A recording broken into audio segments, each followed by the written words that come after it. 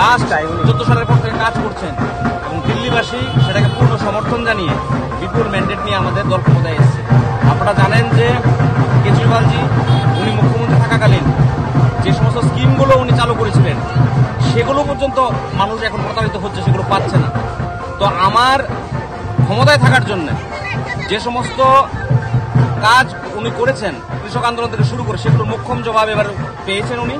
দিল্লির মানুষ সচেতন, নরেন্দ্র মোদীর নেতৃত্বে, জেপি নাড্ডার নেতৃত্বে বিপুল ম্যান্ডেট এসছে এবং সেই সুবাদে ত্রিপুরা রাজ্যের প্রত্যেকটি কর্মী সমর্থক উজ্জীবিত। সিপিএম ফিনিশ, কংগ্রেস ফিনিশ, আমি দায়িত্ব নিয়ে বলে যাচ্ছি, তারা বিভিন্ন কালকেও দেখেছি আন্দোলন করছে, সাধারণ মানুষের জন্য কড়া আন্দোলন করছে। যারা চোর ডাকাত, যাদেরকে আমেরিকা পাঠিয়েছে ভারতবর্ষে, তাদের ব্যাকগ্রাউন্ড কি চেক করেছে? একবারও চেক করেনি। তো শুধুমাত্র রাজনীতি করার জন্য রাজনীতি করছে। তো এগুলো দিয়ে কাজ হবে না। যে এজেন্টগুলো নেমেছে পয়সার জন্য, মানুষ প্রত্যাখ্যান করেছে, দিল্লির মানুষ প্রত্যাখ্যান, সারা ভারতবর্ষের মানুষ প্রত্যাখ্যান করেছে।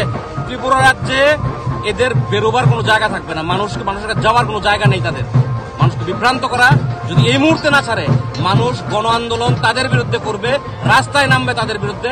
কালকে যেরকম ভাবে মাতারবাড়ি নেমেছে, আজকে দেখবেন কাকরাবন থেকে শুরু করে সমস্ত রাজ্যবাসী তাদের জবাব দেবে। আগামী দিন মানুষকে বিভ্রান্ত করার ফল ভালো হবে না।